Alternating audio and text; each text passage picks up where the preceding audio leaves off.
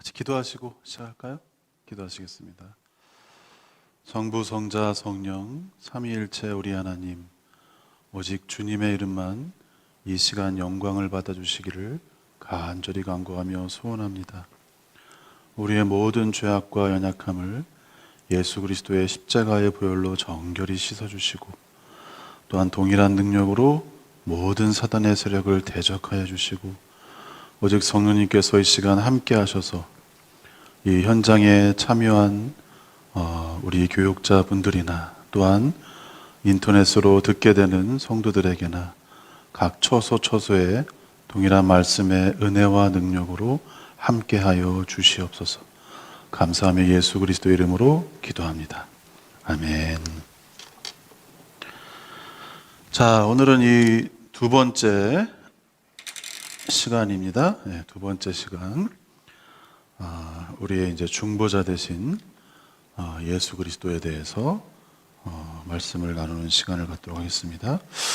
근데 아무래도 우리 저번에 조금 어려운 부분을 좀 빨리 끝낸 듯한 느낌이 들어서 이제 그 뒷부분만 다시 겹쳐서 살짝 복습을 하고 그리고 오늘 또 본론으로 들어가도록 하겠습니다.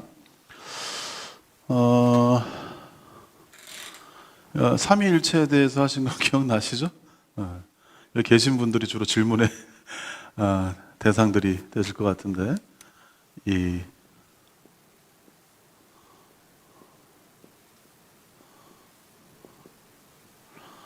어떤 부분을 먼저 이야기하는 게 좋다고 했죠? 삼위와 일체 중에 우선 물론 한 대상을 가리키고 있는 거지만 일체. 근데 이 체자를 몸으로 이해하시면 안 된다. 그렇죠? 본체 혹은 실체로 이해를 해야 된다. 하나의 신적 본체 안에 여기 뭐라 그랬죠? 구별된 세 위격 혹은 세 위격들이 계시다 라고 하는 게 기본적인 정의가 되겠습니다. 그런데 여기까지야 뭐 이렇게 어렵지 않게 받아들일 수 있겠지만 지우개가 좋아졌어요. 네. 근데 제가 얘기했죠? 요 그림. 네. 이 그림을 그린다고 해서 하나님이 이렇게 삼각형으로 계시는 건 아닙니다. 이해를 돕기 위해서 그리는 거죠. 여기가 이제 일체를 말하고 성부, 성자, 성령 하나님을 이렇게 말하죠. 구별됐기 때문에 성부는 성자이시다 아니시다? 아니시다가 되는 거예요. 여긴 다 X고, 성부는 완전한 하나님이시다 아니시다? 이시다 아니시다? 이시다. 성자께서도 완전한 하나님이시다. 성령께서도 완전한 하나님이시다. 이 부분에 이렇게 생각하시면 좋아요. 그 소요리문답 4문4답을 우리가 얘기했잖아요. 하나님은 소요리문답 4문4답이 하나님은 어떤 분이십니까? 라고 할 때 하나님은 영이시다. 영이신데, 기억나나요? 이거 존지권거. 우리 교육자분들만 계시니까 못하시면 안 될 것 같은데 한번 해볼까요? 네, 여러분들만 한번. 하나님의 10가지 속성 뭐라 그랬죠? 앞 글자만. 시작. 그렇죠. 네. 존, 지, 권, 거, 공, 인, 진, 무, 영, 불. 인자하심은 선하심이라고도 해요. 근데 여하튼 인자하심, 선하심. 조는 뭐예요? 그렇죠. 지는, 권은, 거는, 공은, 인은, 지는, 무는, 영은, 불은. 이게 다 우리가 한 번쯤은 접해본 단어들이라 앞에 단어만 사실 외워도 뒤에는 이렇게 따라오는 경우들이 많죠. 근데 물론 여기서도 나누면은 하나님의 속성이 더 많아져요. 근데 우선은 요 10가지만 잘 이해를 해도 하나님이 어떤 분인지에 대한 기본적인 이해는 가능하다는 거죠. 이 앞에 7가지가 어떤 특징을 갖고 있다 했어요? 그렇죠. 공유적. 공유적이라는 것은 우리에게서도 발견되는 특징들이죠. 뒤에 3개는 뭐라 그랬어요? 비공유적. 하지만 이 공유적 속성들이 다 비공유적 속성 안에 포함이 돼요. 그러니까 그게 무슨 말이냐면 존재도 무한 영원 불변, 지혜도 무한 영원 불변. 그러니까 하나님이 가지신, 하나님이라고 말하는 모든 것들이 무한하고 영원하고 불변한 특징을 가지고 있다. 기억하실 거예요. 여기는 그렇게 어렵지 않은데, 왜?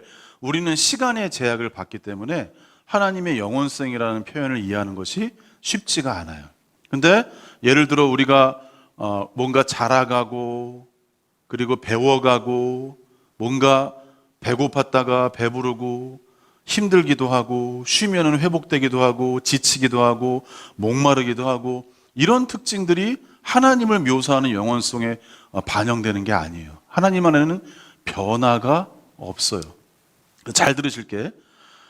성부가 성자를 낳으셨다, 혹은 성부와 성자로부터 성령께서 나오셨다라고 말을 할 때 여러분이 조심해야 할 게 뭐냐면은, 이 낳으심이란 말을 잘 보면, 그러면 성부만 홀로 존재하시던 적이 있었다 라고 생각하시는 분들이 있어요. 자, 다시 한번. 성부께서 홀로 존재하시던 때가 있었다. 그리고 성자도 없었던 때가 있고 성령도 없었던 때가 있다. 이렇게 이해하시면 이건 정말 이단이 되는 겁니다.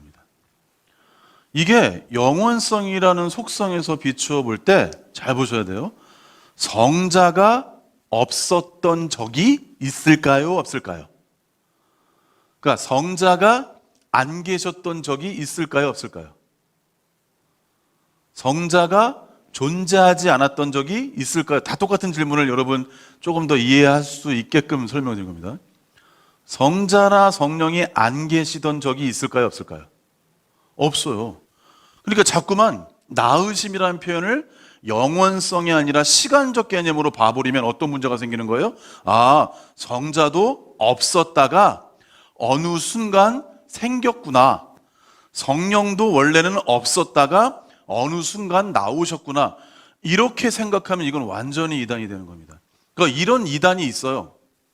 그게 누구냐면 이제 지금 시대에는 여호와의 증인 같은 이단이죠. 그러니까 고대에는 이 여호와의 증인이 비슷한 교리가 뭐였냐면은 고대의 아리우스주의라고 있었어요. 이 사람은 뭐냐면 성자와 성령은 없었던 적이 있었다. 그러니까 없다가, 우리도 없다가 태어난 것처럼, 이 세상도 원래 없다가 하나님이 말씀으로 창조하신 것처럼 성자와 성령도 없었던 적이 있었다. 성자가 없었던 적이 있었다. 그래서 어느 순간 성자가 탄생했다라고 보는 거죠. 여러분, 이런 개념을 낳으심과 나오심이라는 비슷한 표현을 쓴다고 해서 성자와 성령이 없었던 적이 있구나, 특히 성자께서 없었던 적이 있구나라고 말한다면 이단이 되는 거예요. 아리우스주의, 현대의 여호와의 증인 같은 이단이 되는 거예요. 여호와의 증인이 맨날 문 두둥겨서 전도해서 이단이 아니라 그 이상한 교리들을 많이 가지고 있어요. 그렇죠? 그런데 성자나 성령도 하나님이시기 때문에, 다시 한번, 성자와 성령도 성부와 동일한 하나님이시기 때문에 없었던 적은 없어요. 그러니까 시작도 없고 끝도 없고 계속 존재해 오신 거예요. 자, 이 말이 조금 어렵지만 이렇게 그냥 이해하시는 게 좋습니다. 시작도 없고 끝도 없고 계속 존재하고 계셨던 거예요. 시간 세계가 아니라 영원 세계에서. 자, 이렇게 볼 때, 그러니까 낳으심과 나오심이 어떤 시간적 개념에서 생년월일이 있다고 생각하시면 큰일 납니다. 자, 다시 한번 말합니다. 낳으심과 나오심이라는 표현을 쓰지만 없었던 적이 있었던 것이 아니고, 예수님에게나 성령님에게나 생년월일, 예를 들어 15억 년 전에 예수님이 태어나셨다, 성자가 태어났다, 13억 년 전에 무슨 성령이 태어났다, 여하튼 간에, 혹은 영원 세계에 시간이 없을 때 아버지로부터 예수님이 태어났다. 이렇게 말하면 안 돼요. 성자나 성령이 하나님이래요. 주로 예수님보다는 그냥 성자와 성령이라는 말이 더 정확합니다. 성자와 성령께서 성부와 동일한 하나님이라면 성자와 성령은 계속 존재해 오신 거예요. 이 세상이 창조되기 이전부터 이 성부, 성자, 성령 세 분이 함께 존재해 오신 거예요. 시작도 끝도 없이. 근데 이 세 분의 관계를 쓸 때는 낳으심과 나오심이라는 우리 인간들과 비슷한 표현으로 그 관계를 묘사하는 겁니다. 낳으셨다고 성부께서 무슨 성자를 몇십 년 잉태하셨다가 그런 개념도 아니에요.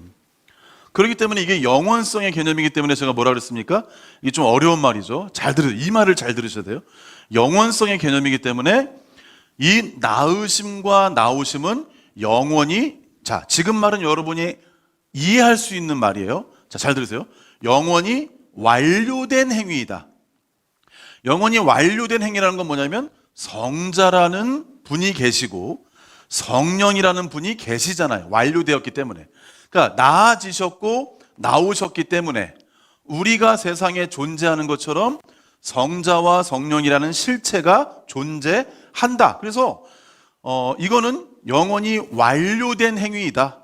우리가 아이를 낳아서 여기 생명이 있는 것처럼 그렇게 무슨 성장 과정을 겪지 않으시지만 성자와 성령의 낳으심과 나오심은 완료된 행위이다. 완료됐기 때문에 성자가 계신 거고 완료됐기 때문에 성령님이 계신 거다. 그런데 두 번째 표현은 이해하기가 어려운 겁니다. 자, 이 낳으심과 나오심은 영원히 완료된 행위인 동시에 영원히 지속되는 행위다라고 말해요. 그러니까 앞에 얘기는 이해가 되는 거예요. 근데 두 번째 얘기는 우리의 시간 안에 있는 우리한테는 이해하기가 너무나 어려운 이야기예요. 다시 한번. 영원성이 반영됐을 때 낳으심과 나오심은 영원히 완료된 행위이다. 끝난 거다. 이미 성자와 성령이라는 실체가 존재한다. 하지만 영원성이 반영됐을 때 영원성 안에는 변화가 있어요? 없어요? 시간의 세계처럼 변화가 없기 때문에 완료된 행위인 동시에 지속되는 행위이다라고 말을 하는 거예요. 그러니까 앞에 얘기는 이해할 만한 이야기예요. 분명히 완료됐으니까. 왜? 성자가 계시고 성령이 계시기 때문에. 하지만 영원히 지속되는 행위다라는 말은 굉장히 수수께끼 같은 말이죠. 그런데 우리가 대부분 이러잖아요. 가끔 보면 삼위일체 딱 이름을 딱 써놓고 이건 신비이기 때문에 여러분은 무조건 믿으셔야 됩니다. 이제 가끔 그런 식의 접근하시는 분이 있는데 신비는 신비지만 갈 때까지는 가야 되는 거죠. 갈 때까지는 가서 영원히 완료된 행위, 거기까지는 이해가 돼요. 근데 영원성이라는 시간이 없는 개념을 생각할 때는 완료된 행위인 동시에 하나님의 행동이 변함없이 지속되기 때문에 지속되는 행위다라고 말을 해요. 이런 표현이 영원성에 대한 표현입니다. 근데 이 영원성을 전제하지 않고 만약에 영원성이라는 쉽게 시간의 반대적 개념이라고 봅시다. 영원성이라는 개념을 전제하지 않고 삼위일체를 말한다. 그 이단이 돼버려요. 여러분 머릿속에서 우선은 시간성, 과거, 현재, 미래의 시간성을 삭제하시고 생각을 하셔야 돼요. 그건 나중에 창조와 함께 시작되는 거니까. 시간의 과거, 현재, 미래, 변화 이런 것들을 다 삭제하고 그 반대 개념으로 영원성을 생각하셔야 돼요. 그렇지 않으면 삼위일체의 성자와 성령은 성자가 없다가 우리처럼 세상에 존재하지 않다가 여기서는 영원한 세계에 존재하지 않다가 어느 순간 성자를 낳으셨구나. 성령도 없다가 어느 순간 성령을 낳으셨구나. 이렇게 말해버리면 완전히 이단. 이게 아리우스주의적 현대의 여호와의 증인과 유사한 이단이에요.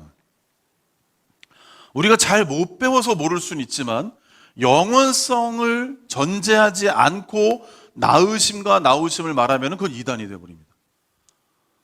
그러니까 이게 힘들어도 예를 들어 가끔 보면 우리 권사님들 시골에서 살아오셔서 학교도 못 나오시고 농사만 지으시고 그러셔도 가끔 이렇게 나와서 기도하시는 걸 보면은 그냥 온몸에 막 이렇게 이 감동이 올 때가 있어요. 그 자신이 목사님과 사역자들 통해 들은 내용들을 자기의 기도로 바꿔서 날마다 기도하시면서 자기의 신앙이 되어서 정말 죄송하지만 잘 배우지 못했는데도 불구하고 기도의 세계는 굉장히 유창하실 때가 있어요. 이게 왜냐하면은 어떤 내용을 제한적이더라도 자기의 진리로 가지고 와서 그걸 계속 생각하고 묵상하고 기도하니까 기도 가운데 그런 것들이 반영이 되듯이 이게 어려워도 계속해서 이야기를 해야 돼요. 여러분, 저는 이걸 아이들이 아직 초등학교 1학년 그리고 미취학일 때, 지금 우리 큰애가 중2고 작은 애가 6학년이에요. 그러니까 작은 애가 아직 학교 들어가지 않을 때, 그리고 우리 큰애가 1학년일 때 이걸 가르쳤습니다. 얘들이 다 이해하진 않죠. 근데 이거는 이해하죠. 하나님의 영원성은 시간성과는 다른 개념이구나. 그걸 이해하죠. 이렇게 생각하면 안 되는구나. 거기부터 시작을 하는 거예요. 우리 모를 수 있죠. 이 내용 이게 뭔 소리야 그럴 수 있지만 한 번 하면 모르죠. 제가 어려울 것 같아서 다시 한 번쯤 또 꺼내는 겁니다. 또 듣고 또 듣고 또 듣고 또 듣고 1년에 한 10번 정도만 들으면은 영원성은 시간성과 다른 개념이구나. 영원성 안에는 우리처럼 과거, 현재, 미래의 개념이 흘러가는 게 아니구나. 그 정도만 깨달아도 우린 바른 이해에 접근할 수가 있다는 겁니다. 어렵지만 계속해서 반복하면 어려운 게 아니에요. 그걸 자꾸 이야기해야 돼. 잘 이해가 안 되는 것이 어느 정도 이해될 때까지 자꾸 반복을 하면 시간성과 영원성은 다른 개념이구나. 예수님 성자와 성령에게 나으심이라는 표현을 쓰고 나오심이라는 표현을 써도 이게 없다가 생긴 게 아니라 계속 그렇게 존재해 오셨구나. 이렇게 이해하게 할 때 하나님에 대한 기본적인 접근이 시작되는 거예요. 근데 이런 접근이 없이 그냥 시간성의 개념으로 만약 이걸 생각해 보세요. 나으심과 나오심. 성자가 없는데 어느 순간 나왔어.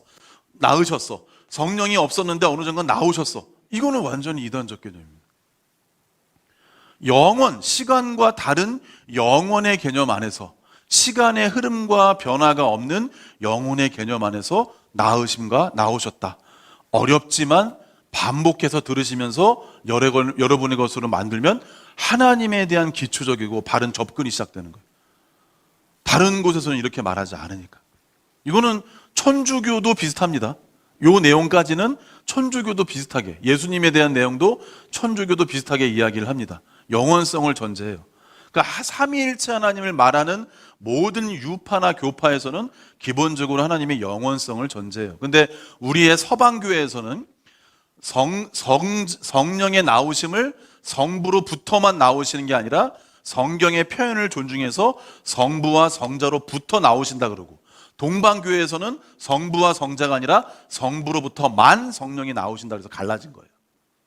그러니까 그런 차이는 존재하지만 영원성의 개념은 다 갖고 있어요.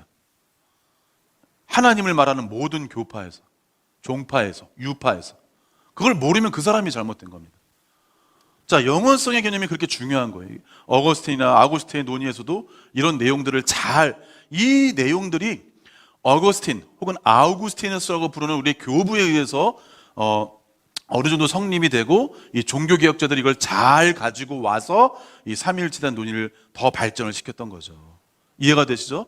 자, 그렇게 해서 어려워도 계속해서 여러분 안에 이렇게 믿으면 안 돼. 시간의 개념으로 하나님을 생각하면 안 돼. 하나님만 계시는 영혼의 개념으로 생각해야 돼. 이런 생각을 하실 때 하나님에 대한 바른 접근하시는 거예요. 쉽다고 얘기하지 않습니다. 기독교가 다 쉽지 않아요. 기독교가 다 쉬운 얘기만 있는 게 아닙니다. 굉장히 깊은 얘기도 있어요. 어린아이도 듣고 구원받고 배워가고 있지만 아주 깊은 사상을 가진 철학자나 사상가들도 기독교 속에서 분명한 내용들을 가져올 수 있어요. 그러니까 여러분 이걸 아셔야 됩니다. 이런 깊이 있는 얘기들도 기독교의 한 부분이다. 하나님을 묘사하는 중요한 접근이다. 이렇게 이해를 하시는 게 중요합니다. 그런데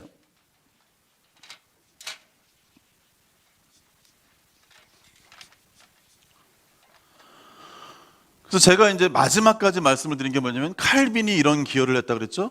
성부와 성자와 성령 하나님이 있으면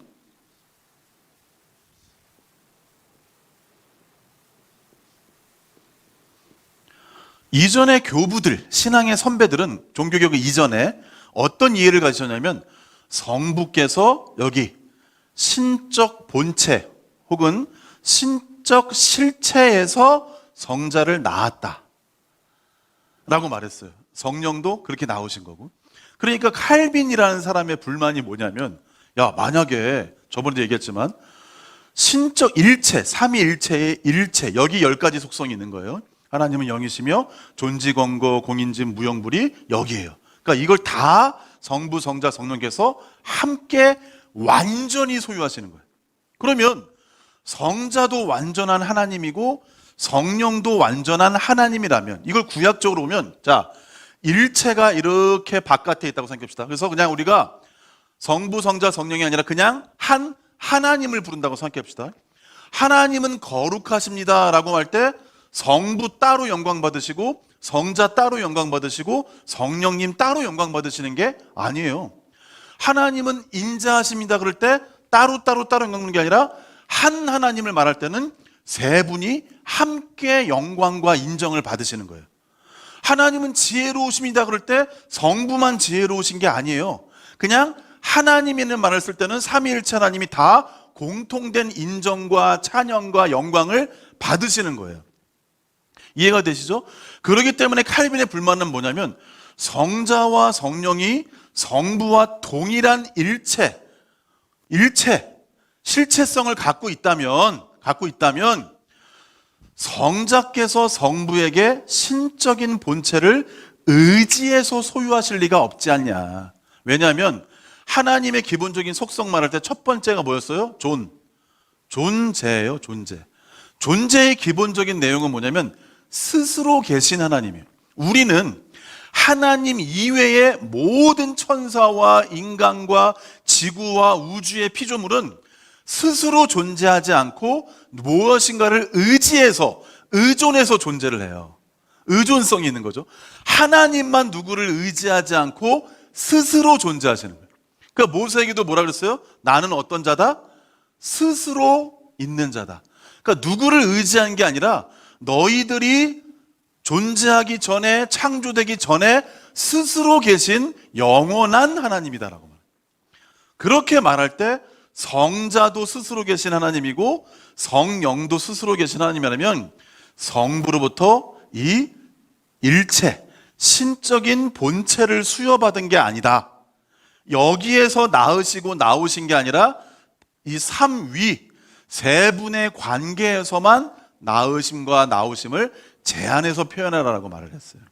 그러니까 신적 본체는 원래부터 다 가지고 계신 거고 당연히 하나님이시니까 거기에 뭐 성부는 100%의 하나님성을 갖고 있고 성자는 70%의 하나님을 갖고 있고 성령께서는 50%의 하나님성을 갖고 있는 게 아니라 성령도 완전한, 성부도 완전한, 성자도 완전한 하나님이라면 신적인 본체를 수여받으신 것이 아니라 이거는 세 분이 다 고유적으로 갖고 계신 거고 밖에 있는 삼위, 일체가 아니라 삼위의 관계에서 성부가 성자를 낳았다, 성부와 성자로부터 성령이 나오셨다라고 말함으로써 뭘 극복했냐면 이전에 가졌던 약간의 계급적인 구조, 여기 성부, 여기 성자, 여기 성령 하면서 약간의 계급적인 구조. 근데 이렇게 말한다고 고대의 선생님들처럼 말한다고 이단은 아니에요. 근데 이전의 계급적인 구조들을 벗어나서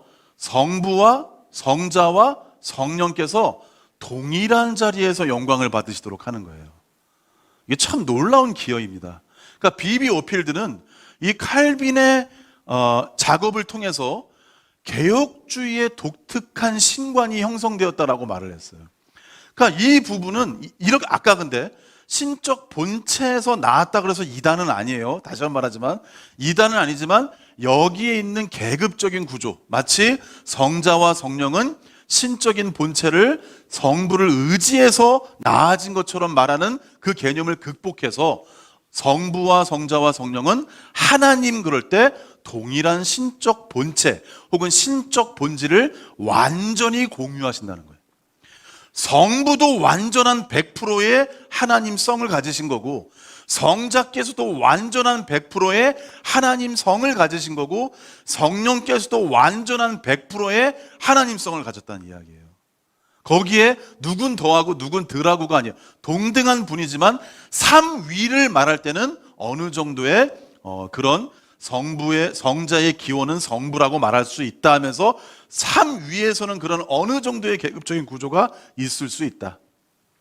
우리는 그걸 계급적이라고 보기에는 질서, 가정 안에서 질서가 있고 예를 들어 이 회사 안에서 질서가 있는 것처럼 이 세상 안에 질서가 있는 것처럼 성부와 성자와 성령의 질서는 존재한다. 그래서 가끔 보면 하나님 그럴 때 누구를 대표로 부르기도 해요?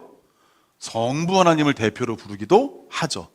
예수님께서 친히 하나님이라고 하나님 아버지라고 표현을 하니까.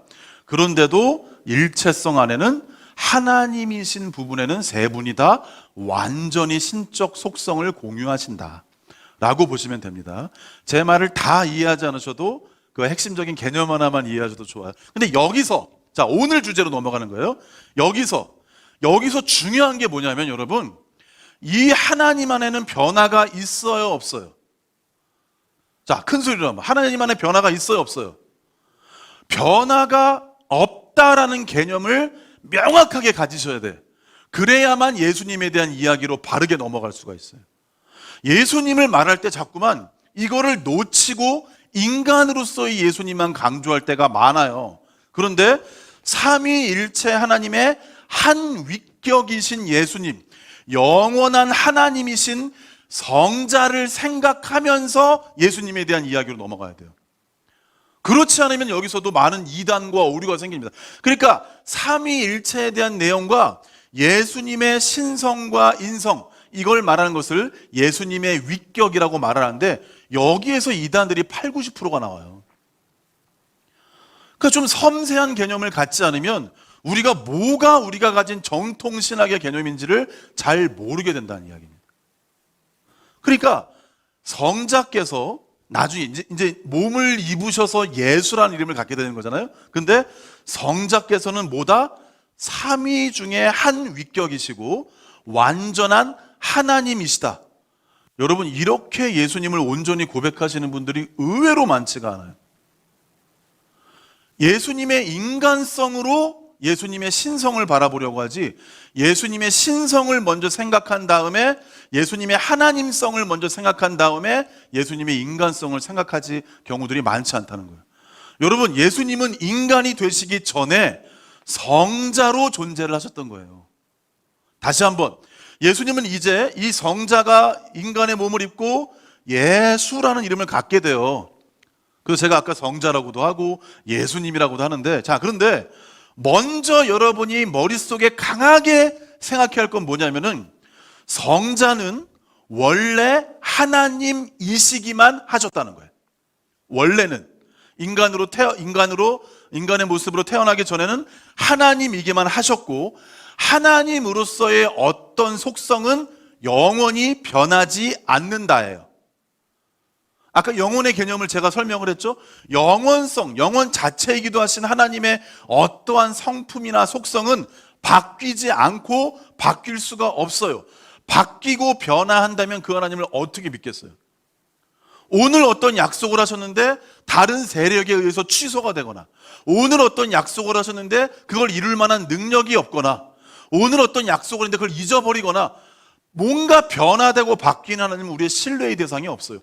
될 수가 없어요. 사람도 그렇지 않습니까? 말한 걸 까먹고 약속도 안 지키면 어때요? 그 사람을 어떻게 신뢰할 수가 있겠습니까?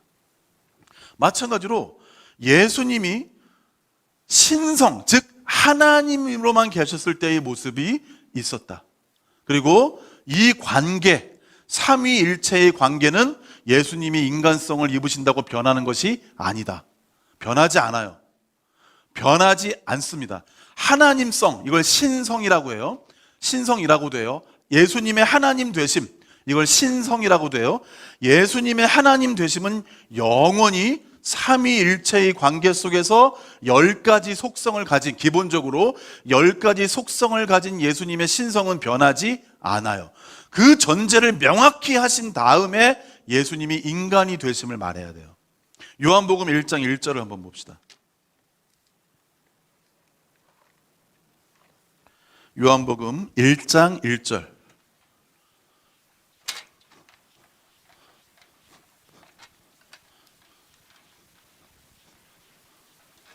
같이 한번 읽어볼까요? 여러분만 시작.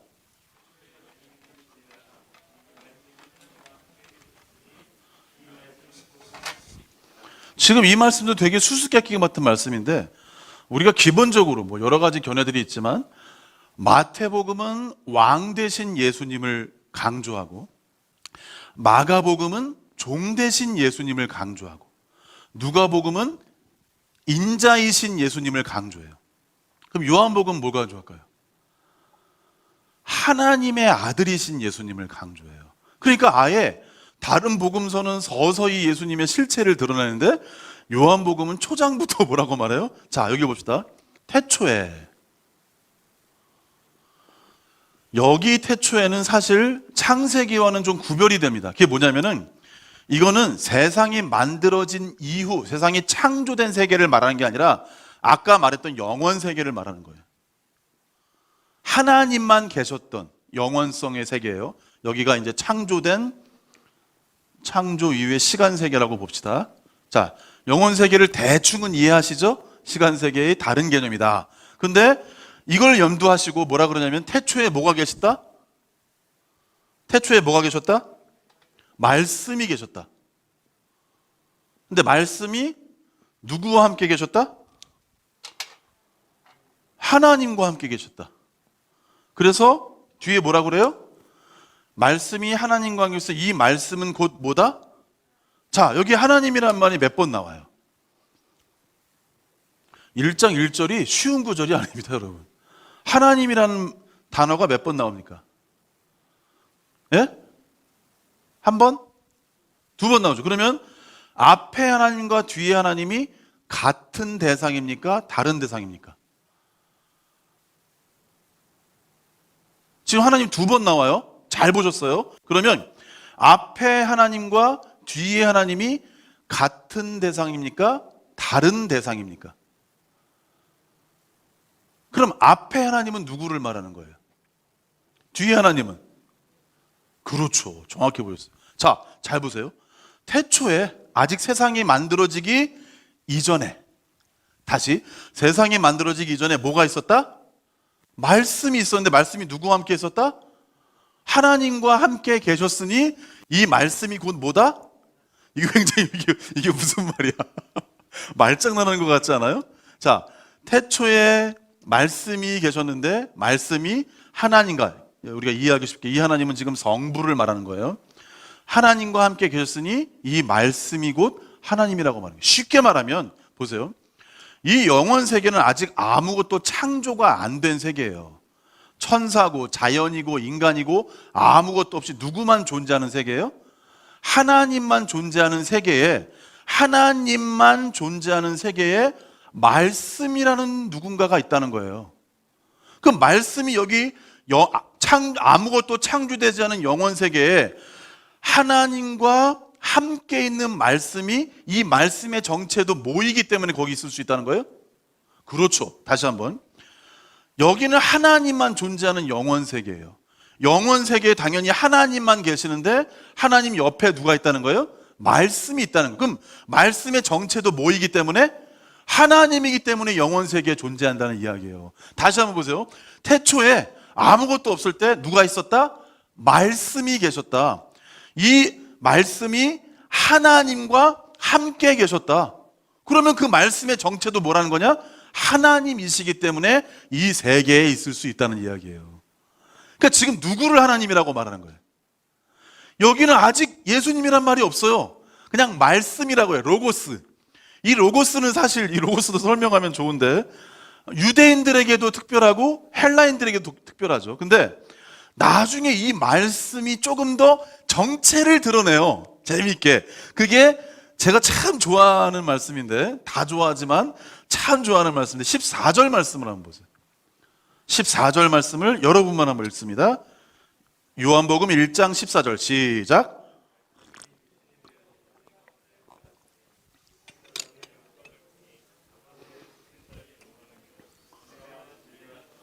자, 여기를 잘 보세요. 여기 지금 말씀이야. 성부 하나님과 구별된, 아까 성부, 성자, 성령 구별된 세 위격이 있다 그랬잖아요. 저번 주부터 계속 이어지는 겁니다. 성부 하나님과는 구별된 어떤 위격이 있는 거예요. 말씀이라는 이름으로. 근데 이 뒤에 14절에 너무 아름답게 어떻게 표현해요? 이 말씀이 뭐가 돼요? 육신이 되어 우리 가운데 거하셨다는 거예요. 우리 가운데. 에? 다리가 없네요. 예. 말씀이 육신이 되어 하나님이기만 하셨던 분이 육신이 되어 우리 가운데 거하셨는데, 그래서 그 영광을 보니까 특징이 뭐냐면 아버지의 독생자의 영광이라고 말하는 거예요. 한 인간의 모습으로 나타나는데 그 영광이 어떤 인간에게서 보여지고 발견되는 것이 아니라 아버지의 독생자의 영광이에요. 그러니까 여기 지금 말씀이라는 존재는 누구라는 거예요? 결국은 14절의 표현으로는 독생자라는 거죠. 그렇죠? 독생자를 말씀이라는 별칭으로 부른 거예요. 근데 여기서 조금 더 자세하게 말해요. 17절 말씀을 여러분이 한번 읽어주십시오. 17절 시작.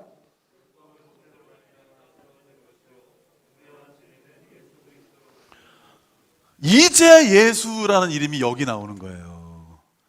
이전에는 말씀이다, 빛이다 뭐 이런 표현을 하다가 그 말씀이 육신이 되어 우리 가운데 거하셨다.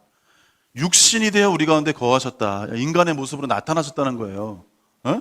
말씀이 영원 세계에만 존재했던 말씀이 시간 세계의 육신으로 오셨다는 거예요. 근데 그 영광을 절에 더 정확히 말해요. 저는 다른 어떤 구절과 내용들보다 이 요한복음 1장 14절이 너무나 은혜였어요. 말씀이 육신이 되어 우리 가운데 거하셨다. 이 말은 원어를 보면은 이제 장막을 치셨다, 텐트를 치셨다, 이제 이런 말이죠. 우리가 그의 영광을 보니 아버지의 독생자의 영광이요 은혜와 진리가 충만하더라. 하나님의 아들이신 분이 몸을 입고 이 땅에 오신 거예요. 아멘. 우리 믿으시면 아멘 한번 합시다. 아멘. 굉장히 중요해요. 굉장히 중요해요. 근데 여러분이 예수님을 생각할 때, 자, 제가 한번 그렇죠? 왜? 성부와 성령 하나님이 인간이 되신 적이 있어요, 없어요? 없습니다. 그러니까 성부와 성령 하나님은 가지고 계세요. 근데 성자 하나님도 신성을 이미 가지고 계시지만 성자 하나님만 무엇이 되신 거예요? 인간성을 덧입으신 거예요. 그러니까 변함없는 신성의 인성이 플러스가 된 거예요. 플러스가 됐다고 해서 제 말을 잘 들으세요. 인성이 신성 안에 들어가거나 신성이 인성 안에 들어가서 흡수가 되었다는 게 아니에요. 신성과 인성이 짬뽕이 되었다는 게 아니에요. 왜냐하면 변함없는 신성은 인성의 한계에 묶여 있을 수가 없어요. 그러니까 마치 이게 아주 좋은 비유는 아니지만 그냥 이해를 돕기 위해서 비유 하나를 들자면, 이 하나의 물컵 안에 여기 지금 물이 담겼잖아요. 여기다가 기름을 부으면 어떻습니까? 물과 기름이 컵 안에 섞여요? 물은 물대로, 기름은 기름대로 존재하겠죠. 예수님의 위격, 인격은 하나이시지만 신성과 인성이 서로 하나 되어서 섞이는 개념이 아닙니다. 신성은 신성의 특징을 영원히 가지고 있는 거고, 삼위일체 하나님의 관계와 일체의 특징을 가지고 계신 거고, 인성은 여전히 우리와 똑같은 인간의 모습을 가지고 있으신 거예요. 근데 자, 여기서 이제 여기를 보세요. 마치 우리가 컴퓨터를 보면 하나를 딱 클릭하면 그 속으로 들어가잖아요. 이제 요 관계를 이해하시고 염두하시면서 예수님만 한번 이야기해봅시다. 예수님만. 자, 이 관계를 염두에 두시면서 예수님만 한번 생각을 해볼 때, 예수님 안에는, 자, 봅시다.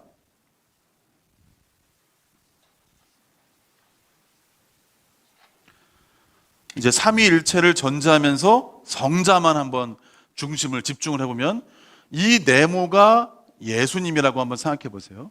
예수님의 위격 혹은 인격이라고 돼요. 한 인격 아닌 것처럼 이게 예수님의 한 인격 안에 이전에는 신성만 존재했었어요. 하나님의 성질만 존재했어요. 근데 말씀이 육신이 되어 뭐가 함께 존재하는 거예요? 인간성이 함께 존재를 하는 거예요. 그러니까 한 인격 안에 우리는 인간성만 있고 성부와 성령은 신성만 있는데 예수님의 존재 안에는 뭐가 있는 거예요? 신성과 인성이 연합되어 있는 거예요. 예수님만 신성과 인성이 이미 가지신 신성에 인성이 플러스 되어서 섞이는 게 아니라 신성은 신성의 특징을 가지고 인성은 인성의 특징을 가지고 한 인격 안에 연합이 된 거예요. 그래서 우리 아이들에게 설명할 때는 하늘의 신성과 땅의 인성이 예수님의 한 인격 안에서 연합되었다 라고 말을 해요. 그러니까 어떤 사람들은 이거를 제가 지금 연합이라는 말을 썼어요. 그러니까 신성 안에 인성이 연합되었기 때문에 예수님을 말할 때는 뭐라고 말하냐면은 예수님이라는 한 위격 안에 두 가지의 성질, 즉 신성과 이성이 있어서 일위 이성이라고 해요. 하나님 전체를 말할 때는 삼위일체잖아요. 근데 예수님만 말할 때는 예수님이라는 한 위격 안에 두 가지 성질, 신성과 인성이 있기 때문에 일위 이성 혹은 일위 양성이라고 돼요. 예수님만 말할 때는 일위, 하나의 위격 안에 두 가지의 성질이 있다고 해서 일위 이성이라고 말합니다. 자, 이게 굉장히 중요합니다. 굉장히 중요합니다. 그런데 자, 예수님이 인간성을 덧입으시면서 이미 가지고 있는 신성에 뭐가 연합되었다? 인성이 연합되었다고 보는 거예요. 이걸 어떤 사람들은 이렇게 생각하는 분이 있어요. 여기에 걸리시는 분들이 몇몇 계실 겁니다. 잘 보세요. 예수님이 몸은 인간인데, 이 몸은 저처럼 인간인데 그 영혼은 신성이다 라고 생각하시는 분이 있어요. 몸은 인간인데 그 차지하는 몸 속에 있는 영혼이 신성이라고 생각하는 분들이 있어요. 이거 잘못된 개념, 이단입니다. 어떤 분은 신성과 인성이 혼합이 되었다. 아까 말한 대로 컵 안에 물과 기름으로처럼 존재하는 게 아니라 그 두 가지가 혼합되어서 제3의 성질이 되었다. 이것도 이단입니다. 자, 여러분이 이 내용들을 잘 기억하시는 게 굉장히 중요합니다. 네. 그리고 또 어떤 분들은 성질 혹은 본성이 아니라, 잘 들어보세요. 성질이 아니라 삼위가 아니라 마치 인성이 덧붙여져서 사위일체가 된 것처럼 말하시는 분이 있어요. 그러니까 이게 뭐냐면 신성과 인성이 아니라 신격과 인격이 만났다고 생각하는 사람이 있는 거예요. 신성의 인격과 인성의 인격이 하나 되어서 골룸 있잖아요. 골룸. 그렇죠? 여러분 반지의 제왕이라는 영화 보신 분 있는지 모르겠어요. 자기가 자기랑 대화하잖아요. 한쪽 면에서는 마이 프리셔스, 내 반지야, 내가 가져야 돼. 그런데 반쪽 면에서는 다른 쪽에서 다른 인격이 아니야, 이 반지는 주인님 드려야 돼. 이러고 둘이 싸우잖아요. 그렇죠? 예수님 안에 마치 두 인격이 있는 것처럼, 물론 정신이 나간 그 캐릭터이기 때문에 이게 어울리진 않지만, 예수님은 신성과 인성이 서로 대화했다고 말하지 않습니다. 이 잘 알으셔야 돼요. 예수님 안에 신성과 인성이 연합되고 있어서 신성이 인성 안에 야, 인성 일로 와봐. 너 이런 일을 좀 해야겠어. 그럼 인성이 신성님, 제가 신성의 명령을 따라서 이렇게 행동하겠습니다. 이렇게 대화를 하질 않아요. 그러니까 두 인격이 있는 게 아니라는 거예요. 두 뭐가 있다? 성질이 있는 거예요. 성질이라고 말하거나 본성이라고 말하거나 두 인격이 되어서 신성과 인성이 서로 뭔가 요구하고 대화하고 합의하고 결정하고 그런 게 아닙니다. 두 인격이 아니라 두 성질이 있다고 보셔야 되는 거예요.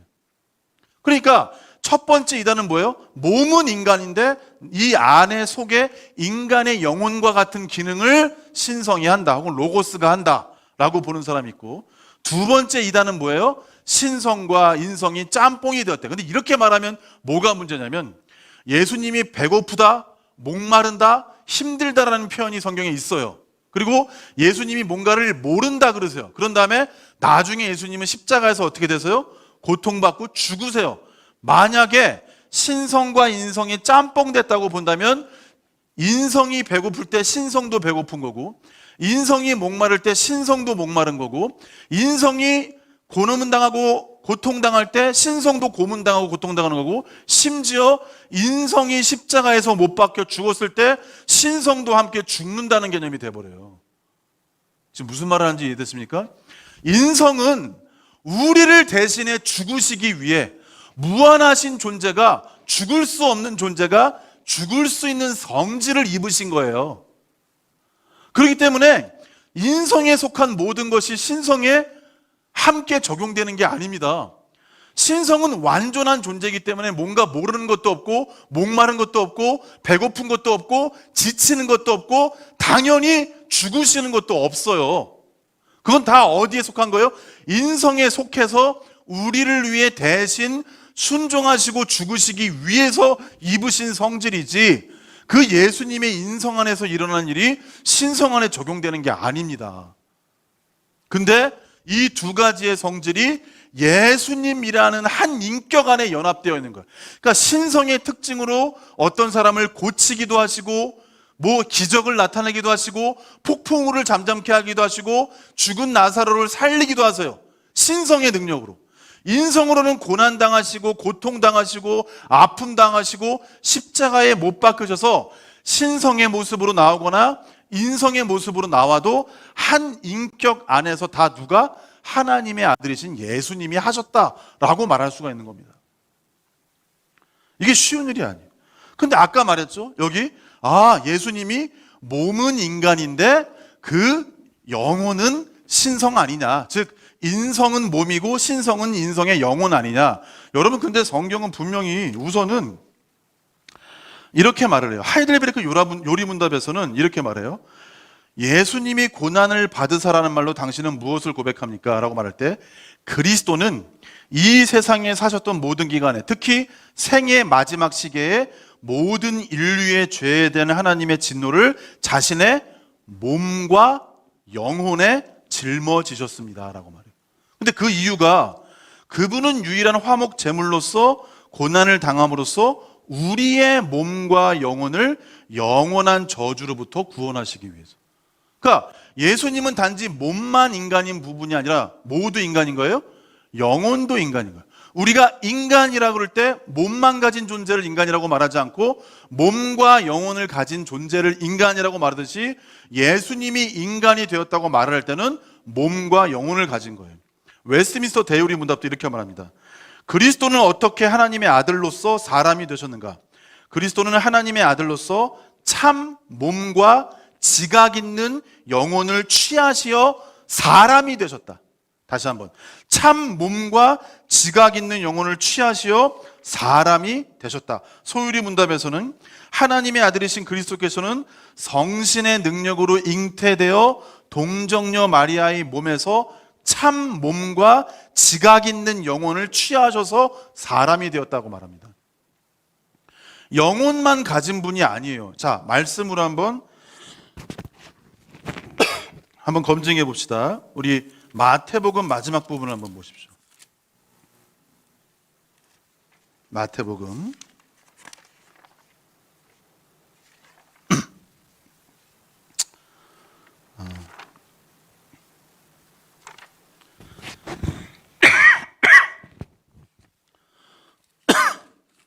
마태복음 마지막 부분을 보시면 27장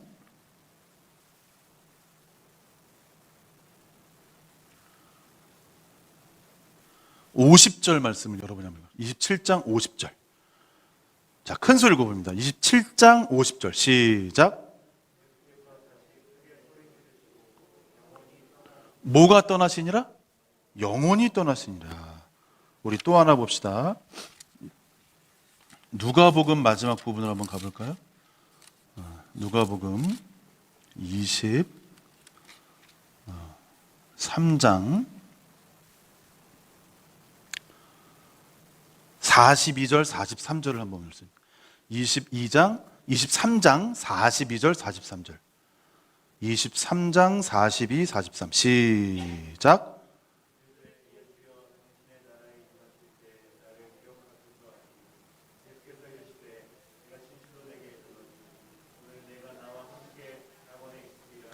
자, 이게 뭐냐면 옆에 있던 강도에게 하시는 말씀이에요. 근데 뭐라고 하시냐면, 자, 옆에 있던 강도 중에 한 사람이 갑자기 회심을 한 거예요. 그래서 뭐라 그럽니까? 예수여, 당신의 나라에 임하실 때에 나를 기억하소서. 놀라운 변화죠. 그러니까 예수님이 뭐라고 하세요? 예수께서 이르시되 내가 진실로 내게 이르노니 오늘 네가 나와 함께 낙원에 있으리라. 자, 지금 예수님이 옆에 있는 강도에게, 여기 사실 왼쪽인지 오른쪽인지는 몰라요. 네. 그래서 제가 경상도 갈 때는 왼쪽이라고 하고, 오른쪽이라고 하고, 전라도에서 말씀 전할 때는 왼쪽이라고 하고, 유대인에겐 유대인의 모습으로, 헬라에겐 헬라인의 모습으로, 그렇게 뭐 어느 쪽이 중요한 게 아니라 한 사람이 구원받는 게 중요한 거죠. 그래서 보세요. 네가 오늘 나와 함께 낙원에 있으리라고 말을 할 때 강도의 무엇과 예수님의 무엇이 낙원에 있다는 얘기예요. 지금 여기서 십자가에 같이 매달렸기 때문에 두 분이 죽으시면 몸은 어떻게 돼요? 당연히 땅에 묻혀요. 뭐 돌무덤이죠. 그 당시엔 무덤에 묻혀요. 근데 뭐가 함께 강도의 무엇과 예수님의 무엇이 낙원을 가는 거예요? 영혼이죠. 그렇죠? 근데 그 말이 구체적으로도 나와 있습니다. 46절 말씀 한번 읽어보세요. 46절 23장 46절 말씀을 여러분이 한번 큰 소리로 읽어보십시오. 시작.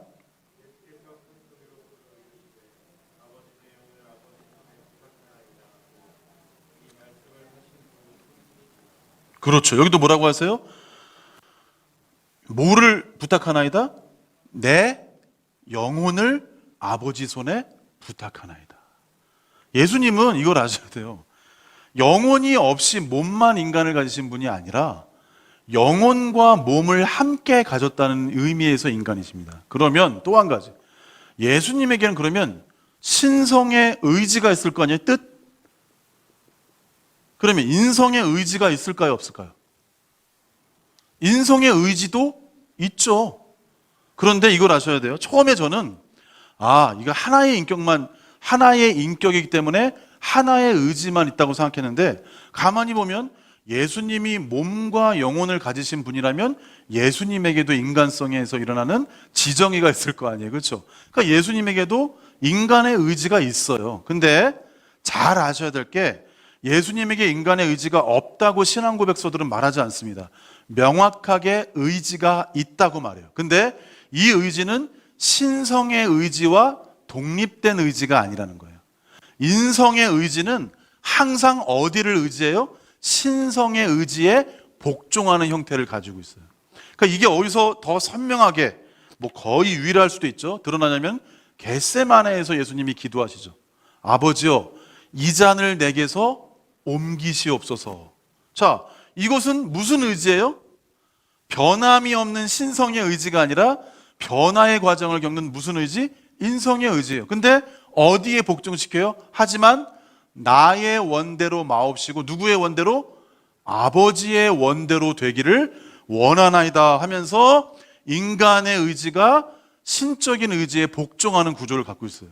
그래서 어떤 신학자는 예수님은 당신이 원하지 않는 것을 원하셨다라는 말을 하기도 해요.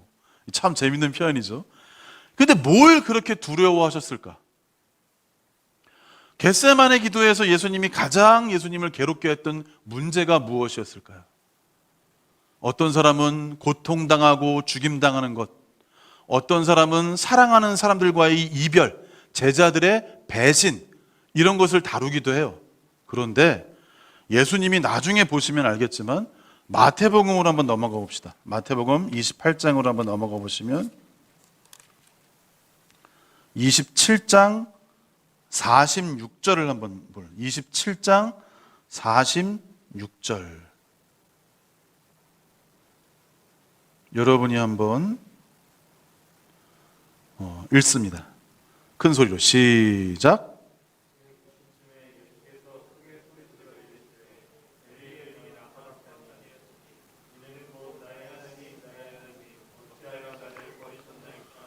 그렇죠. 예수님이 마지막 순간에 울부짖었던 이 한마디, 나의 하나님, 나의 하나님, 어찌하여 나를 버리셨나이까. 근데 잘 보면 50절을 보면 예수께서 다시 크게 소리 지르시고라는 말씀이 나와요. 50절에 예수께서, 그러니까 46절에도 예수께서 크게 소리 질러 이르시되 엘리 엘리 라마 사막다니라고 하셨는데 50절 보면 예수께서 다시 크게 소리 지르시고 그때서야 영원히 떠나가신 거죠. 그러니까 예수님의 마지막 말씀이 뭐였던 거예요? 나의 하나님, 나의 하나님, 어찌하여 나를 버리시나이까. 그러니까 예수님의 겟세마네에서 예수님을 가장 고통스럽고 고민되게 했던 기도의 내용은 뭐였어요? 다른 것들이 함께 작용을 하더라도 하나님으로부터, 아버지로부터 버림당하시는 경험이에요. 이거는 잘 생각해 보세요. 예수님의 신성과 인성 전체를 통틀어서 예수님이 인성이 되신 과거와 현재와 미래, 영원성에서 아버지와의 깊은 연합을 통틀어서 아버지께 버림받았다라는 말은 여기 한순간밖에 없어요. 영원에서 영원까지 하나님의 아들이 하나님 아버지로부터 버림받았다라는 말씀은 여기 하나밖에 없어요. 그러니까 예수님이 가장 고통스럽고 가장 고민되고 아팠던 땀방울이 핏방울 될 때까지, 천사들이 와서 도와야 할 때까지, 제자들이 함께 와서 청원을 요청할 정도로 함께 기도해야 된다, 중요한 일이다, 너희 자신을 위해서라도 기도한다고 할 정도로 너무 중요한 문제는 뭐예요? 이 일을 이루시는 거예요. 아버지로부터 버림당하셔요. 이게 예수님이 이 땅에 오신 가장 중요한 목적이에요. 이게 예수님이 신성으로 하늘의 모든 영광과 모든 피조물의 찬양만 받으셔야 할 분이 굳이 인간의 모습을 가지고 이 땅에 오신 이유예요. 아버지로부터 버림당하기 위해 오셨다. 그러니까 그 상황을 목전에 두고 너무 큰 괴로움으로 겟세마네 기도에서 이 마지막 싸움을 견디기 위한 치열한 영적인 전쟁이 그 겟세마네 동산에서 이루어지고 있는 겁니다. 이 잔을 내게서 옮기시옵소서. 인간적 의지가 보이죠. 하지만 이 인간적 의지가 신적 의지에 복종하죠. 내 원대로 마옵시고 아버지의 원대로 되기를 원합니다. 근데 이 부르짖음은 사실 예수님이 받아야 할 저주와 버림받음이 아니라 원래 이 자리에서 이 큰 소리를 지르면서 고통스러워할 대상은 누구예요? 예수님이 아니라 우리가 해야 할 부르짖음이에요. 주님, 저를 버리지 말아 주십시오. 저를 영원한 심판에 두지 마십시오라고 우리가 해야 할 부르짖음을 우리의 자리에 인간성을 입고 오셔서 누가 사랑받기만 하는 하나님의 아들이 인성을 덧 입고 오셔서 이 고통스러운 외침과 고난의 실체와 죽음을 당하고 계신 겁니다. 내가 받아야 할 저주와 하나님으로부터의 영원한 버림받음을 한순간이고 압축적이고 진액적이긴 하지만 십자가에서 돌아가시기 직전에 하나님의 아들이 다 받으시는 거예요. 우리가 나중에 복음을 전하겠지만 복음은 무엇입니까? 그리스도가 나의 자리, 인간의 자리로 와서 내가 받아야 될 모든 책임을, 순종의 책임과 고난의 책임과 죽음의 책임과 심판의 책임과 버림받아야 될 책임을 예수님이 다 대신 감당하신 것이 복음입니다. 그러니까 마태복음의 예수님의 이 마지막 말씀이 맨 처음 예수님이 오신 의도, 마태복음 1장으로 한번 가보세요. 뭐라고 하시나? 1장 21절, 마태복음 1장 21절.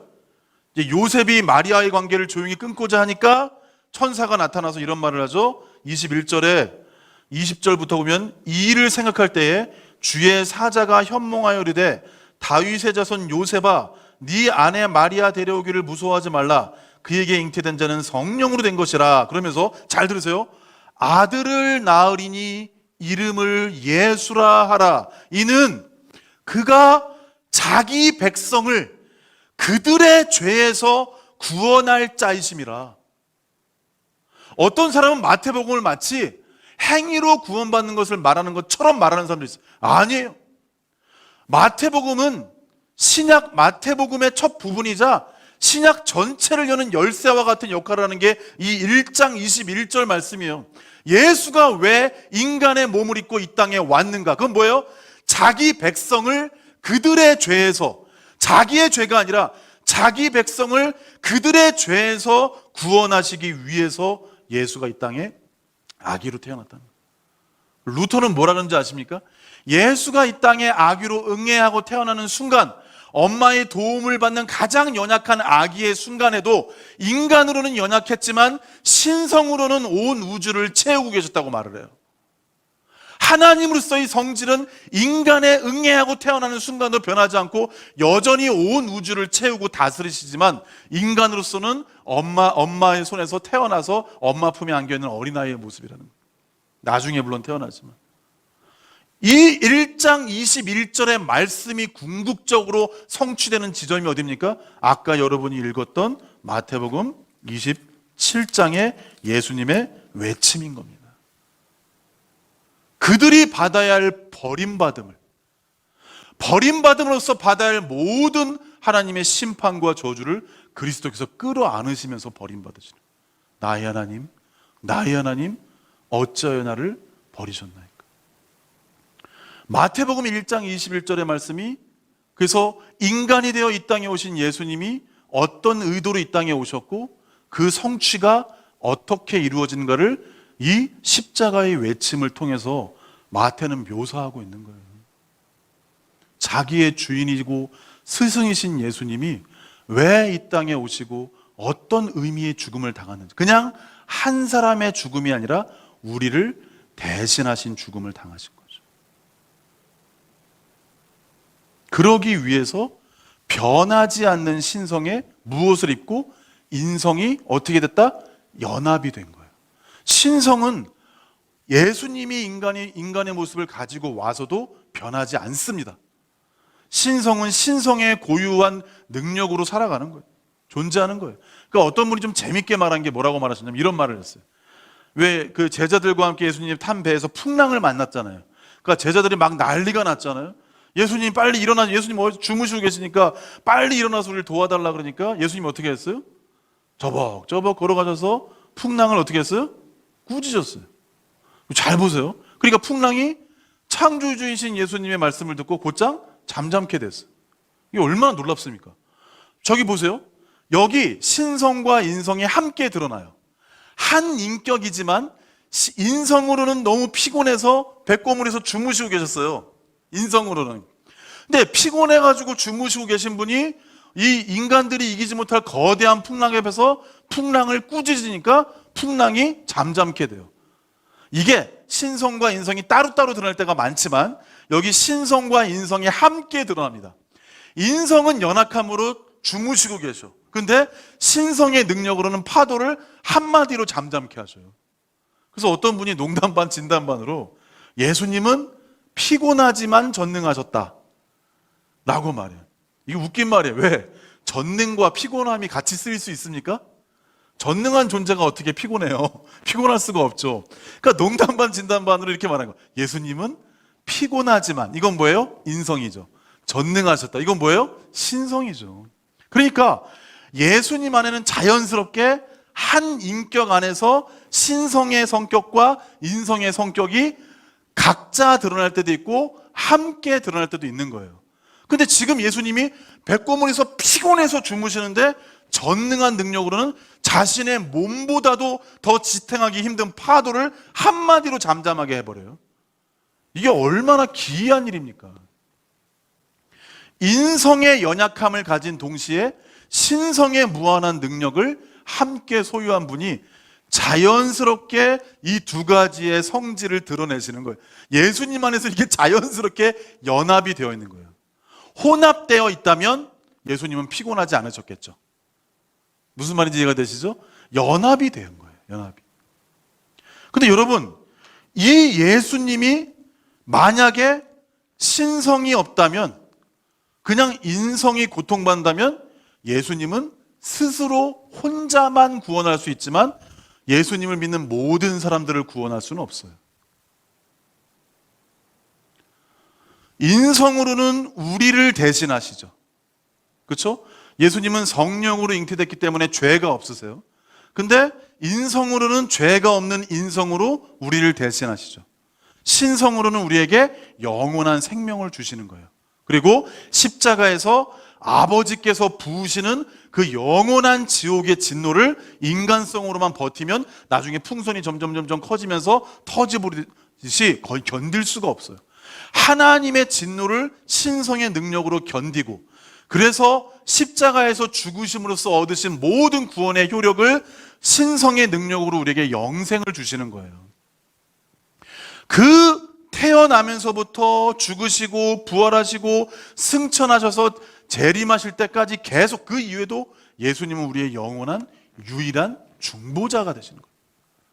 하나님과 우리의 사이를 회복시키고 화해시키는 유일한 중보자의 모습을 있는 거예요. 그러니까 우리가 사실 뭐 그렇게 쓴다고 큰 문제는 안 되지만 중보기도라는 말보다는 그냥 청원기도라는 말이 맞는 거예요. 왜? 유일한 중보자는 누구밖에 없기 때문에 예수님밖에 없기 때문에.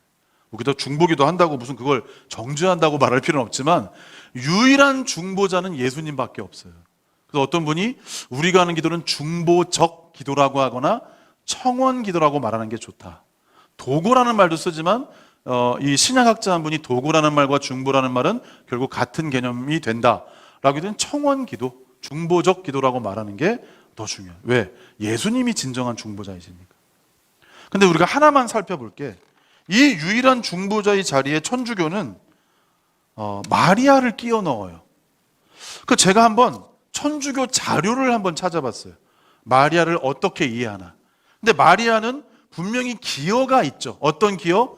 예수님을 잉태케 한 기여는 있죠. 그래서 어떤 사람이 이렇게 말하죠. 자, 이제 마지막 부분입니다. 마리아가 예수님을 잉태할 때, 자, 무엇으로 잉태됐어요? 아버지가 있어요, 없어요? 예수님은. 예수님이 우리와 다른 점을 말할 때, 예수님은 죄가 없다. 요것만 다른 게 아닙니다. 예수님은 아버지가 없어요. 인간 아버지가 없어요. 성령님으로 마리아를 통해 잉태된 거예요. 그렇죠? 그러면 아버지의 죄가 전달되지는 않았지만 마리아의 죄는 있을 거 아니에요. 그러면 마리아의 죄가 예수님의 태아에 영향을 줄 수 있지 않은가라고 할 때 우리는 그냥 어디서 성령님이 마리아의 죄가 예수님에게 영향을 끼치지 않도록 보호하셨다. 그러니까 성령으로 그렇게 잉태되었다라고 보면 돼요. 근데 천주교는 어떻게 부르는지 아십니까? 성령께서 잉태케 하시고, 여기까지는 똑같아요. 근데 성령께서 마리아의 죄가 전이되지 않도록 보호하셨다라고 말하는 게 아니라 마리아도 죄가 없었다고 말을 해요. 그걸 이제 무염시태라고 하는데 이렇게 말합니다. 한번 들어보세요. 카톨릭교회 교리서 966조. 이건 지금 맞는 얘기가 아니라 틀린 얘기입니다. 마침내 원죄의 모든 오염으로부터 보호된 티 없이 깨끗한 동정. 잘 보세요. 원죄의 모든 오염으로부터 보호된이라고 말할 때 이건 누가 나와야 돼? 예수님이 나와야 되는데 뒤에 누구를 말해요? 티 없이 깨끗한 동정녀라고 말해요. 지상 생활을 마친 후에 육신과 영혼이, 우리는 대부분 죽으면 영혼만 들리움 받잖아요. 근데 육신과 영혼이 함께 천상 영광으로 들리움을 받아 주님께로부터, 뒤에 말해서 만물 위에 여왕으로 존귀케 되었다. 그러니까 마리아를 지금 뭐라고 불러요? 여왕이라고 불러요. 우리가 그렇게 놀리는 게 아니라 천주교에서 마리아를 하늘의 여왕이라고 불러요. 508조. 마리아는 잉태되는 순간부터 원죄에서 완전히 보호되고 일생 동안 본죄, 우리가 말하는 자범죄에 물들지 않았다고 말하는 거예요. 원죄도 없고 자범죄도 없다. 그러니까 마리아는 죄를 지은 적이 있다 없다? 없다. 409조. 교회는 마리아가 사람이 된 하나님의 아들을 낳는 그 순간에도 실제로, 그리고 이 말 들으세요, 평생 동정녀였다는 것을 고백하기에 이른다. 이건 뭐예요? 마리아가 평생 뭐였다? 처녀였다. 그러면 예수님의 형제들이 있었어요, 없었어요? 요셉과 마리아에서 태어난 예수님 형제, 그걸 뭐라고, 그거 문제가 되잖아요. 그러니까 뭐라고 하냐면 500조에 사실상 예수의 형제들이라는 야고보와 요셉, 이걸 알긴 아는 거예요. 성경에 나오니까. 예수의 친동생들이 아니라 한 제자인 다른 마리아의 아들들이다. 그러니까 마리아라는 이름을 가진 다른 마리아의 아들이다. 여기서 형제들이란 진짜 친형제가 아니라 구약의 한 표현으로 가까운 친척을 일컫는 말이다. 미쳤어요. 그래서 제가 구절들을 찾아봤어요. 예수님의 형제들이 나온 구절들을. 나중에 보세요. 마태복음 13장 55절에 이는 그 목수의 아들이 아니냐, 예수님 말하는 거예요. 그 어머니는 마리아, 그 형제들은 야고보, 요셉, 시몬, 유다라 하지 않느냐. 이걸 누가 친척이라고 말해요? 어머니 마리아라 그러고 당연히 그 형제들은 누구누구다라고 말을 해요. 56절에 그 누이들, 동생들, 여자 다 우리와 함께 있지 아니하냐. 그런즉 이 사람의 이 모든 것이 어디서, 이거는 천주교가 이렇게 말하는 거지, 이 사람 성경에서는 당연스럽게 예수가 있고 목수의 아들 아니냐, 마리아가 엄마고 형제들이 야고보, 요셉, 시몬, 유다, 그 누이들도 있지 않냐, 이 사람이 지금 왜 이런 모습을 보이는 거야? 그게 말하는 거예요. 요한복음 2장 12절에 그 후에 예수께서 그 어머니와 형제들과 제자들과 함께 가버나움으로 내려가셨다. 그리고 사도행전 1장 14절에 여자들과 예수의 어머니 마리아와 예수의 아우들과 더불어 마음을 같이하여 오로지 기도에 힘쓰더라는 말씀이 있잖아요. 이 말씀들을 자연스럽게 볼 때 이 예수님의 형제들이라고 하는 사람은 친척이 아니라 자기의 친동생들임을 말하고 있는 거예요. 근데 이걸 이렇게 왜곡을 시켜요. 왜? 마리아를 신성화하기 위해서. 마리아를 천주교가 하나님이라고 말하지 않습니다. 여러분, 무식하게 우리가 아무리 천주교에 대해서 반대되는 개념을 갖고 있을지라도 천주교 당신들은 마리아를 하나님으로 믿지 않습니까? 이거 무식한 말이에요. 하나님에게는 쓰는 용어와 마리아나 성인들에게 쓰는 용어 자체가 틀려요. 그러니까 자꾸만 여러분도 마리아를 신격화한 것은 있지만 마리아를 하나님으로 천주교가 믿는다고 말하면 안 돼요.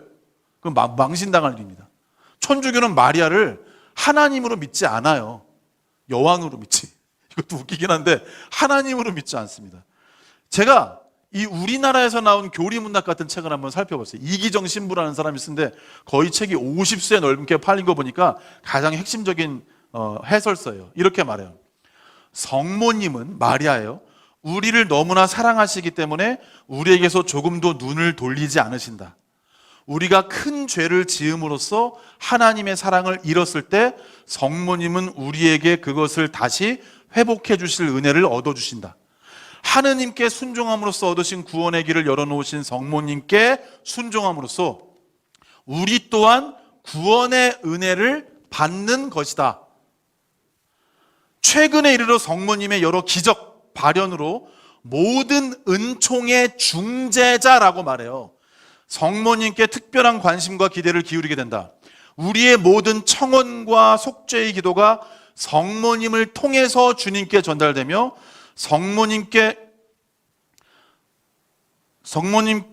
전달되며 하나님의 모든 은총이 성모님을 통해 우리에게 온다는 것을 깨닫게 된 것이다.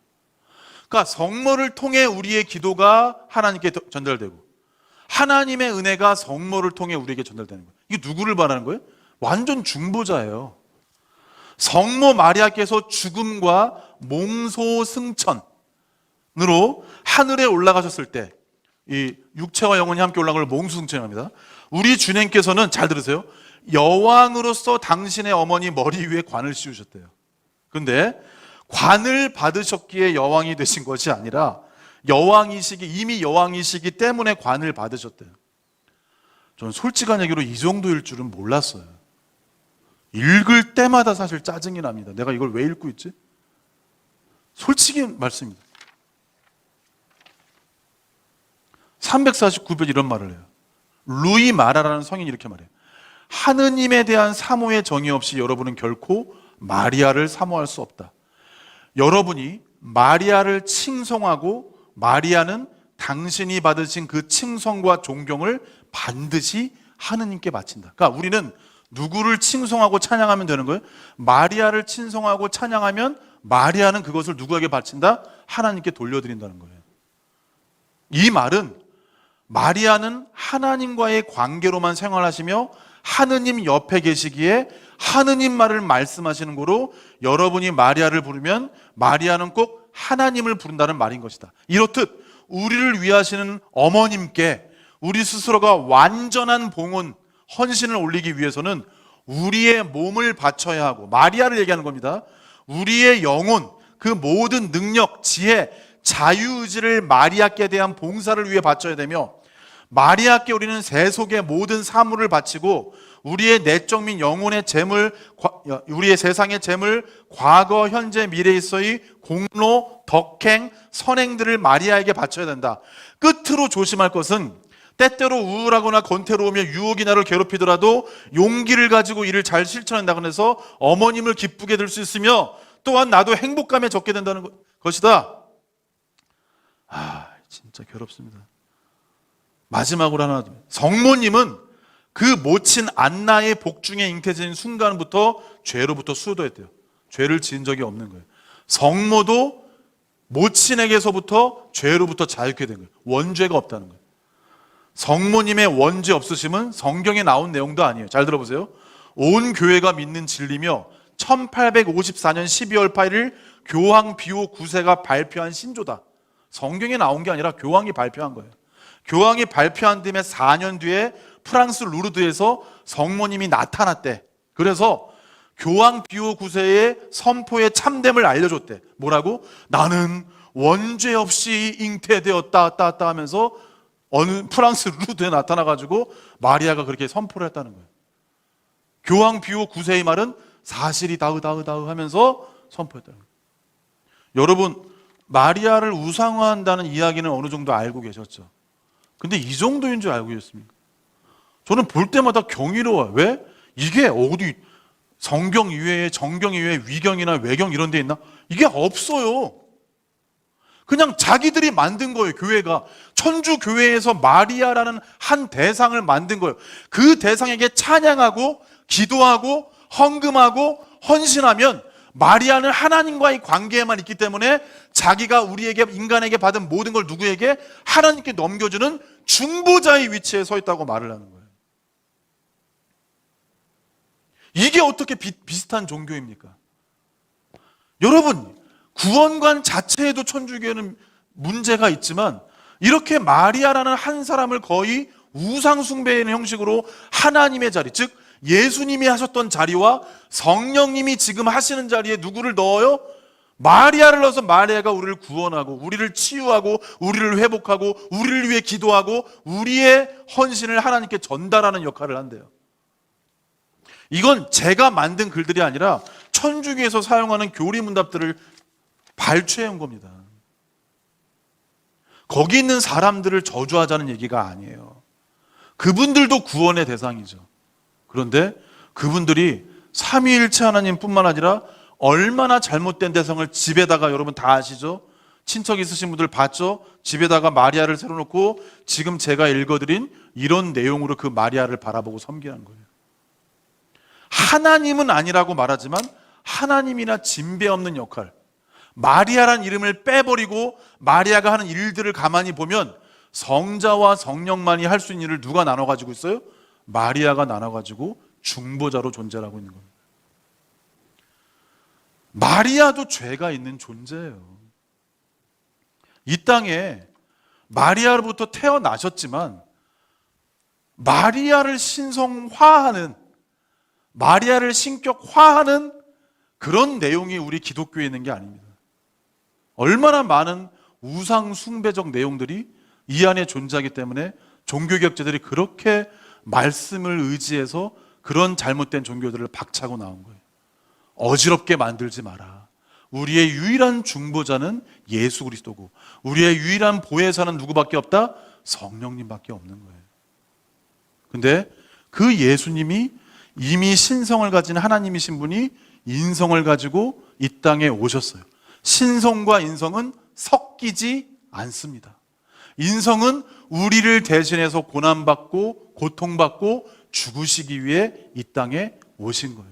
그래서 당신의 순종과 죽음으로 우리에게 필요한 모든 구원을 완성하시고 그 구원의 효력과 영생을 나누시는 분은 오직 하나님의 아들이신 예수 그리스도밖에 없다는 겁니다. 우리 요한일서 4장을 보고 마칩니다. 요한일서 4장을 보고 마칩니다. 4장 1절 봅니다. 신약 391페이지. 사랑하는 자들아, 영을 다 믿지 말고 오직 영들이 하나님께 속하였나 분별하라. 많은 거짓 선지자가 세상에 나왔습니다. 영분별하라는 이야기입니다. 근데 여기서 영분별은 보세요. 이것으로 너희가 하나님의 영을 분별한다. 알지니 곧 예수 그리스도께서 육체로 오신 것을 시인하는 영마다 누구에게? 하나님께 속한 것이라고 말해요. 그런데 3절 말씀을 여러분 읽어보세요. 시작.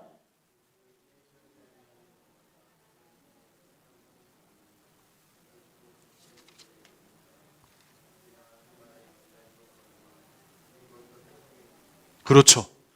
자, 이 당시에 요한일서에서 대적하는 이단은 누구였냐면은 영지주의적 이단이에요. 이건 뭐냐면 그 당시에 영지주의는 영적인 세계가 더 사실적이고 존귀하고 육체적인 물리적인 세계는 더 천박한 것이라고 여겼어요. 그러니까 야, 우리는 하나님의 아들을 믿는다. 예수님을 믿는다. 그런데 예수님이 우리와 똑같은 물리적인 육체를 가지고 이런 천박한 몸을 가지고 왔을 리가 없다.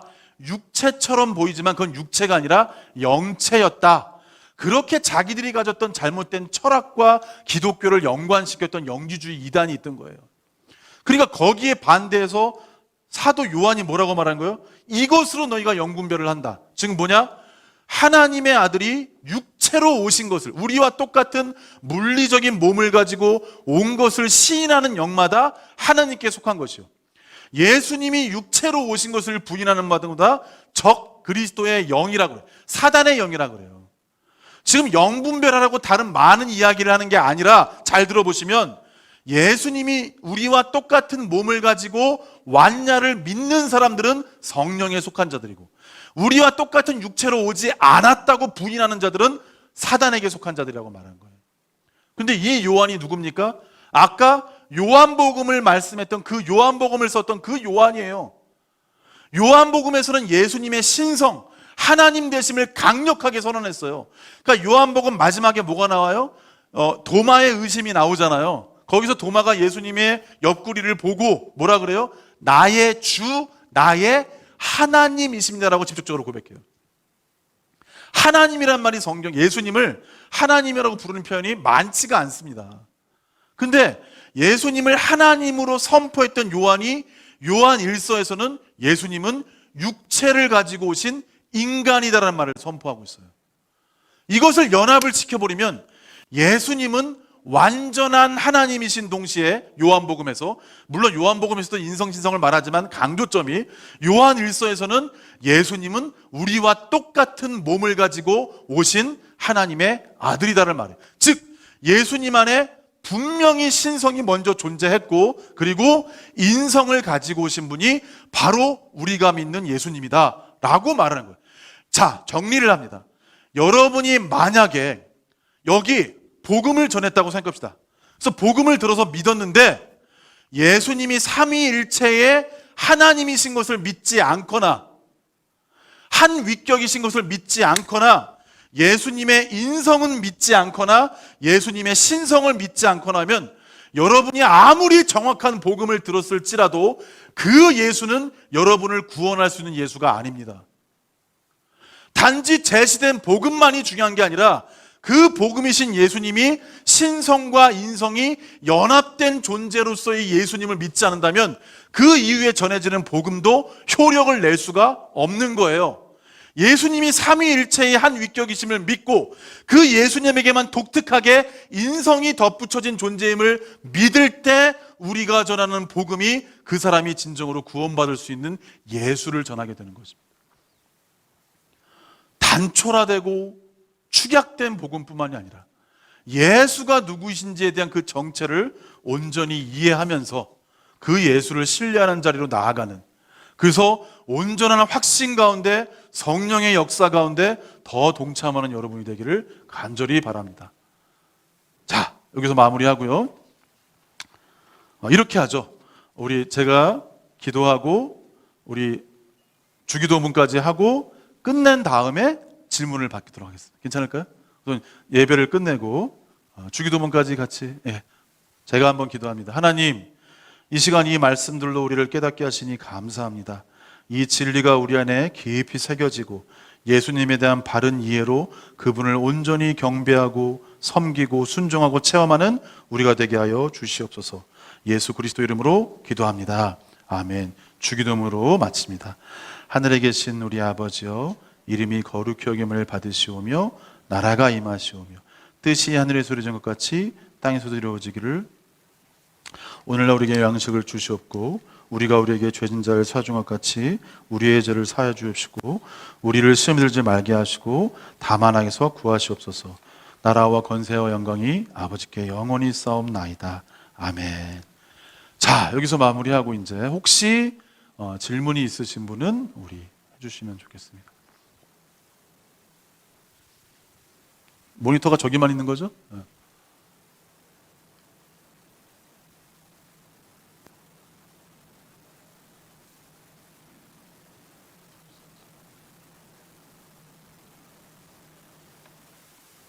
예수님께서 하나님께 버림받을 때 그 괴로움을 신성과의 연합으로 이겨내실 수 있을까? 그 괴로움은 다 당하신 거죠.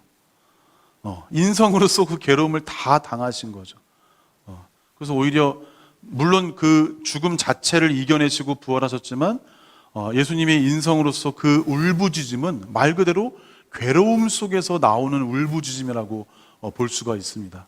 그 이겨냈다는 말이 결과적으로는 승리했지만 그 당시에는 실제로 아버지께 버림받으심으로써 그 고통을 감내하고 계셨다라고 보는 게 더 온전한 설명인 것 같습니다. 그런데 신성이 물론 변화가 없지만 그 인성이 당하는 고통에 심정적으로 참여할 수는 있지 않았을까라고 생각할 수 있을 것 같습니다. 아버지로부터 버림받는 그 고통은 한 인격 안에서 이루어지기 때문에 예수님도 마음으로는 그 고통에 신성으로 참여했지만 실제적으로 고통을 당할 수는 없죠. 다음 질문 한번 넘어가겠습니다. 끝났습니까? 네. 네, 그럼 오늘 고생들 하셨습니다. 네.